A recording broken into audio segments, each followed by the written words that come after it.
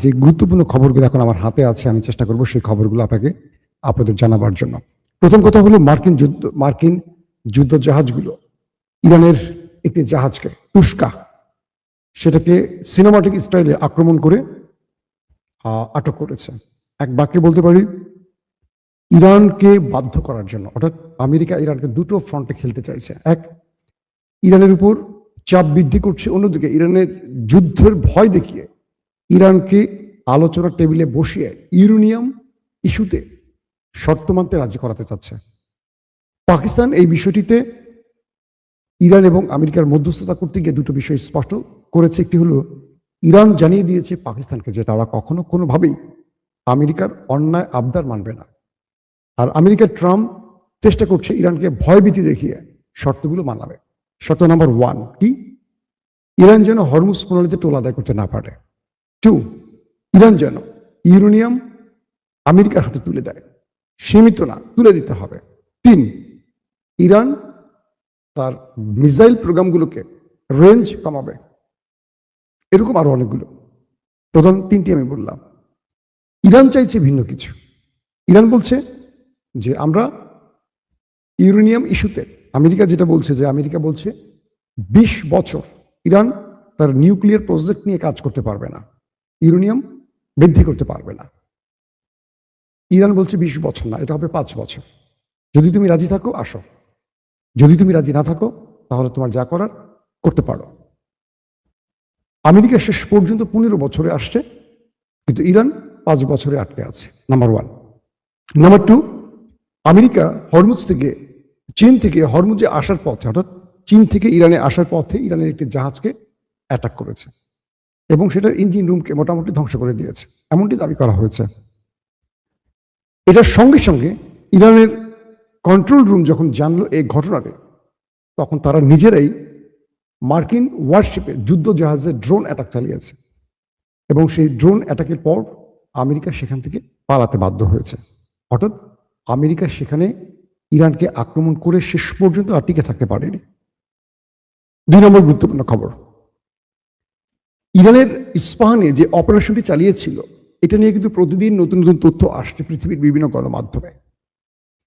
ইরানের বিরুদ্ধে বা ইস্পাহানে নিউক্লিয়ারকে লুট করার জন্য বা চুরি করার জন্য বা হাতিয়ে নেওয়ার জন্য আমেরিকার বিশাল একটা সৈন্যবহর, কমান্ডো বাহিনী, কয়েক ডজন যুদ্ধ বিমান, কয়েক ডজন এক কথা এয়ারক্রাফট নিয়ে প্রবেশ করেছিল এবং ইরান এই বিষয়টি টের পেয়ে তার সকল প্রস্তুতি সম্পন্ন করেছিল।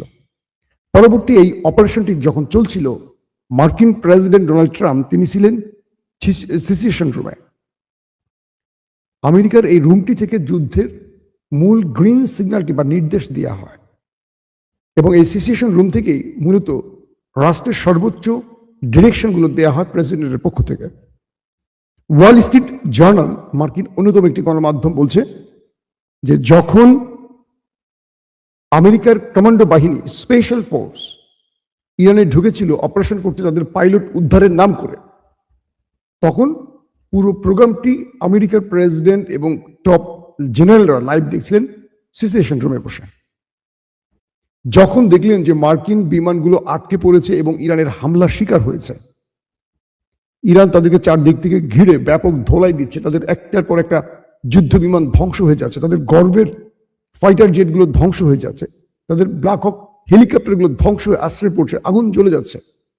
ডোনাল্ড ট্রাম্প চিৎকার করেছে, কাগজ সব ছুঁড়ে ফেলেছে, চিৎকার করে কেঁদেছে।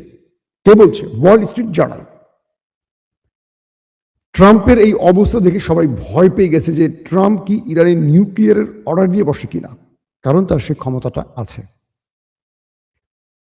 ট্রাম্পের আশপাশে থাকা মার্কিন টপ জেনারেলরা ট্রাম্পকে আশ্বস্ত বা বোঝাবার চেষ্টা করেছে। তাকে বলছিল, মিস্টার প্রেসিডেন্ট, এটি যুদ্ধ, জয় পরাজয় থাকবে, আজকে আমরা পরাজিত হলেও কালকে আমরা জিতবো। ট্রাম্প কারো কথা শুনছিলেন না, চিৎকার করছিলেন, কাঁদছিলেন এবং ইরানকে ধ্বংসের শপথ নিচ্ছিলেন, শাউট করে বলছিলেন আমরা ইরানকে শেষ করে দেবো, এই করবো সেই করবো। শেষ পর্যন্ত পাকিস্তানের পা ধরে ইরানের সাথে যুদ্ধবিরতি করতে পেরেছিল আমেরিকা। এরপর ইসরায়েল আবারও ট্র্যাপে ফেলে আমেরিকাকে। বলে যে এই যুদ্ধবিরতির সময়টি হবে ইরানকে ধোঁকা দেওয়ার মূল টাইম আমাদের। ইরানকে বলা হয় যে আমরা 2 সপ্তাহের একটি আলোচনার মধ্য দিয়ে সকল সমাধান খুঁজে নেব। ইরান আমেরিকার এই প্রস্তাব প্রথমে রাজি হয়নি। পরবর্তী কয়েকটি মুসলিম দেশ ইরানকে এই বিষয়টিতে রাজি করায় এবং তারা গ্রান্টার রাষ্ট্র হিসেবে সামনে দাঁড়ায়। ইরান বলে, আমরা ডোনাল্ড ট্রাম্পকে বা আমেরিকাকে বিশ্বাস করি না। আমরা জানি যে পেছন থেকে সে ছুরি চালাবার ওস্তাদ। তারপরও যেহেতু আপনারা চাচ্ছেন, আমরা রাজি। এরপরে লেবানন ইস্যুতে আবারও ইরান বেঁকে বসে, কারণ লেবাননে ইসরায়েল টানা সিরিজ হামলা করে এবং সবচেয়ে বড় হামলাগুলো লেবাননে হয় ওই দখলদার দেশটির পক্ষ থেকে। পরে ইরান যখন বেঁকে বসে একটা সময় কোনোভাবেই থামছিল না নেতানিয়াহুর বাহিরে। এরপর হঠাৎ এক রাতে ইরান ইসরায়েলে বড় রকম আক্রমণের চূড়ান্ত সিদ্ধান্ত নেয়। এই সংবাদটি সিএর মাধ্যমে আমেরিকার হোয়াইট হাউসে পৌঁছে যায় এবং ডোনাল্ড ট্রাম্প নেতানিয়াহুকে ফোন করে 12 দিনের যুদ্ধবিরতি করতে বাধ্য করে, নতুবা ইরান ওই দেশটিকে ঝাঁঝরা করে ফেলবে। এই হুমকিটাও ডোনাল্ড ট্রাম্প তাকে দেয়। এই পরিস্থিতির পর আসলে কি ঘটছে? এখন যে অবস্থাটি তৈরি হয়েছে যে ওমান সাগরে ইরান আমেরিকা মুখোমুখি হয়ে আছে। ইরান মার্কিন ওয়ারশিপকে টার্গেট করছে, আমেরিকা ইরানের জাহাজকে খুঁজছে। দুই পক্ষের মধ্যে উত্তেজনা। আজকে পাকিস্তানে মার্কিন প্রেসিডেন্টের পক্ষ থেকে জেরার্ড কুশনার এবং স্টিভ উইটকফ আলোচনার জন্য গেছেন, কিন্তু ইরান সেখানে পৌঁছায়নি। ইরানের তাসনিম নিউজ যে রিপোর্টটি কিছুক্ষণ আগে পাবলিশ করেছে, সেখানে তারা বলছে কি যে ওয়াশিংটনের পরস্পর বিরোধী কর্মকাণ্ডের কথা উল্লেখ করে ইরানের পররাষ্ট্র মন্ত্রণালয়ের মুখপাত্র বলেছেন, ইসলামাবাদ যুক্তরাষ্ট্রের সঙ্গে পাকিস্তানের মধ্যস্থতায় নতুন দফা আলোচনায় অংশগ্রহণের বিষয়ে কোনো সিদ্ধান্ত নেয়নি। সাপ্তাহিক সংবাদ সম্মেলনে সাংবাদিকদের সঙ্গে কথা বলতে গিয়ে ইসমাইল বাইক বলেন, এখন পর্যন্ত আমরা পরবর্তী দফা আলোচনা নিয়ে কোনো সিদ্ধান্ত নেইনি। কূটনীতি অনুসরণের দাবির সঙ্গে সাংঘর্ষিক কর্মকাণ্ডে জড়িত থাকার জন্য যুক্তরাষ্ট্রের সমালোচনা করে মুখপাত্র বলেন, যুদ্ধবিরতির একেবারে শুরু থেকেই ইরান ওয়াশিংটনের কাছ থেকে অসৎ উদ্দেশ্য এবং ক্রমাগত অভিযোগের সম্মুখীন হয়েছে।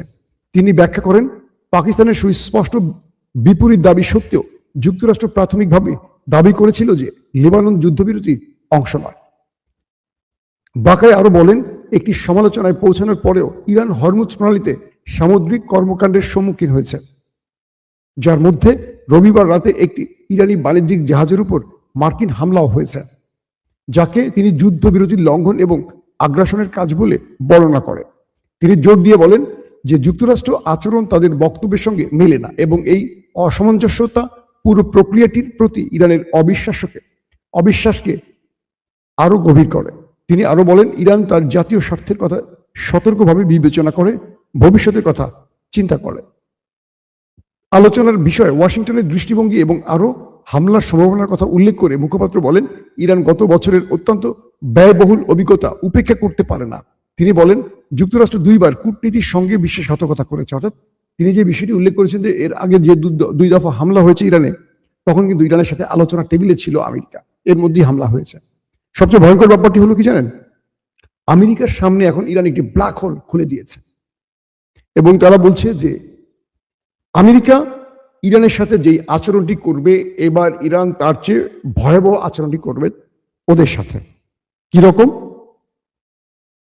আমেরিকার প্রেসিডেন্ট ডোনাল্ড ট্রাম্প বলেছে পুরো ইরানকে বোম্বিং করে ধ্বংস করবে, বোমা হামলা করে ধ্বংস করবে।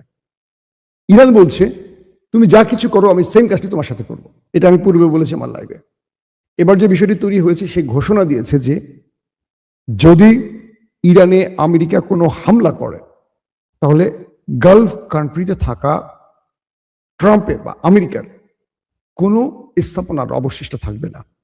এর মধ্যে তারা আরামকো থেকে শুরু করে গুরুত্বপূর্ণ যতগুলো জ্বালানি কেন্দ্র আছে, প্ল্যান্ট আছে, সবগুলোকে উড়িয়ে দেবে এবং পুরো মধ্যপ্রাচ্যে থাকা মার্কিন যত স্থাপনা আছে, শুধু ঘাঁটি নয়, একটিকেও তারা অবশিষ্ট রাখবে না।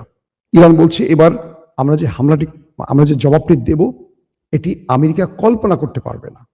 এটি মৌখিক কোনো বিষয় নয়, ইরান যা বলে তা করে। কে বলছে? ইরানের রাষ্ট্রীয় পক্ষ বলছে যে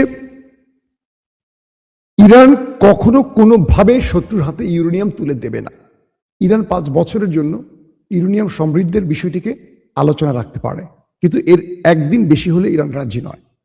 পাশাপাশি আমেরিকা যে বলছে ইরানের ইউরেনিয়াম আমেরিকার হাতে বা তৃতীয় পক্ষের হাতে দিতে হবে, এটাতেও রাজি নয়। যদি দিতে হয় চীন বা রাশিয়ার হাতে হয়তো দিতে রাজি হবে ইরান, এর বাইরে কোনো দেশের কাছে নয়। পাশাপাশি ইরান এটিও বলছে আমেরিকা আমাদেরকে যে হুমকি দিচ্ছে, এবার আমেরিকার জন্য আমাদের বক্তব্য হলো যে আমেরিকা গতবার যা কিছু করেছে ইরান তার জবাব দিয়েছে, আর এবার ইরান যে জবাবটা দিতে যাচ্ছে এটা আমেরিকার কল্পনার বাইরে। মানে আমেরিকা এটাকে কল্পনা করতে পারছে না যে কি জবাবটা ইরান দিতে পারে। আমি গত দুদিনের লাইভে আপনাদের কিছু আভাস দিয়েছি যে কি কি টাইপের হামলার খবর ইরান দিয়েছে। তারা এমন কিছু মিসাইলকে এবার হাজির করছে যে মিসাইলগুলো এক প্রকার আমেরিকার চিন্তার বাইরের মিসাইল, যেগুলোকে গত 1.5 মাস ধরে তৈরি করেছে ইরান। মানে 28 ফেব্রুয়ারি যুদ্ধটা শুরু হওয়ার পর থেকে ইরান নতুন আদলে তৈরি করেছে আমেরিকা এবং ইরানকে টার্গেট করে এই মিসাইলগুলো তৈরি করেছে ইরান। পাশাপাশি তারা এমন কিছু প্রতিরক্ষা ব্যবস্থাকে হাজির করছে। ইরান বলছে যে আমরা এমন কিছু প্রতিরক্ষা সিস্টেমকে এবার ব্যবহার করব, আমেরিকার যুদ্ধ বিমান ইরানে ঢুকে নিশ্চিন্তে ফিরে যেতে পারবে না। তো এই পরিস্থিতিতে দুই দেশ এখন মুখোমুখি। যে কোনো সময় আমরা দেখব যুদ্ধের ঘন্টা বেজে গেছে, কেউ কাউকে ছাড় দিতে রাজি না। যদি পাকিস্তানি ট্রাম্প বলছে, আমেরিকা বলছে যদি পাকিস্তানে এই আলোচনা ব্যর্থ হয় তাহলে আমেরিকার আলোচনায় বসবে না, আর আমেরিকা সরাসরি ইরানে আক্রমণ করবে। তো এই পরিস্থিতিতে এখন দুই দেশের মধ্যে বা দুই দেশের পরিস্থিতির মধ্যে আমরা এটুকু বলতে পারি আমরা একটা ভয়াবহ কিছু দেখতে যাচ্ছি। আবারও বলছি আমরা যুদ্ধ চাই না, আমরা শান্তি চাই, আমরা শান্তির পক্ষের মানুষ। কারণ এই যুদ্ধ পৃথিবীতে বহু দেশকে অনেক বড় বিপদে ফেলে দিয়েছে। আমাদের মতো দরিদ্র দেশগুলোর অবস্থা আরো করুন। আশা করবো এই যুদ্ধ দ্রুত শেষ হবে। দর্শক, আজ রাত 11টা থেকে 12টায় আমি আরেকবার লাইভে আসার চেষ্টা করবো ইনশাআল্লাহ। সেই পর্যন্ত আপনাদের কাছ থেকে বিদায় নিচ্ছি। প্রত্যেকে ভালো থাকবেন। আল্লাহ হাফেজ।